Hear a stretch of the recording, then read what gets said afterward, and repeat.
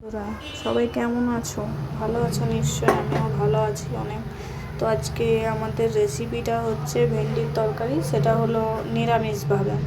তো আমি আগে আমিষটা করে দেখিয়ে দিয়েছি কষা কষাভাবে, এবার নিরামিষটা কিভাবে করি সেটাই তোমরা দেখতে থাকো। চলো তাহলে কথা না বাড়িয়ে রেসিপিটা চালু করি। এদিকে দেখছো তেল গরম হতে দিয়ে দিয়েছি, তেল গরম হয়ে গেছে। এবার ভেন্ডি আর আলুটাকে যদি তোমরা পারো, আলুটাকে একবার ভেন্ডিটাকে একবার ভেজে নিতে পারো, বা এরকম দুটো একসাথে ভেজে নিতে পারো। আমি দুটো একসাথে ভেজে নিচ্ছি।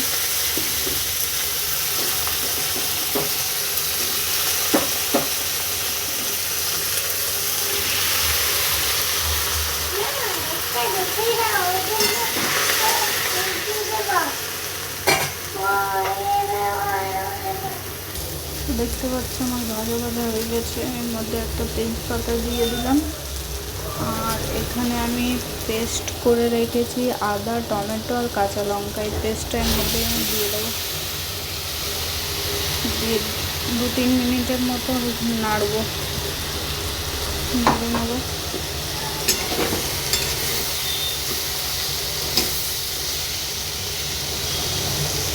এবার এর মধ্যে দিয়ে দিচ্ছি হলুদ, ধনে গুঁড়ো, জিরে গুঁড়ো, একটু মিট মশলা আর একটু গরম মশলা। এটাকে ভালো করে জলটা গুলে দিয়েছি, এর মধ্যে অ্যাড করে দিলাম।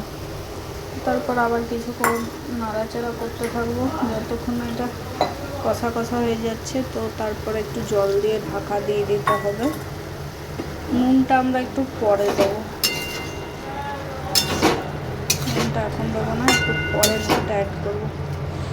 দেখতেই পাচ্ছ কষা কষা নিরামিষ ভেন্ডির তরকারি। দেখছো কষা কষা হয়ে গেছে। তো এর মধ্যে আমি নুনটা চিনিটা অ্যাড করে নেবো। আর তোমরা যদি ঝাল ঝাল খেতে চাও তো ঝাল গুঁড়িটা অ্যাড করে দিতে পারো। নুনটা আমার একটু কেমন হয়ে গেছে, দেখতে পাচ্ছ নিশ্চয়।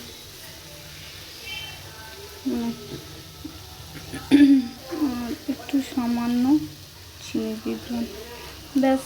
এরপর 2-3 মিনিটের মতো নাড়াচাড়া করে ঢাকা দিয়ে দেবো যাতে সিদ্ধ হয়ে যায়। তারপরে তোমাদের সাথে দেখা হচ্ছে।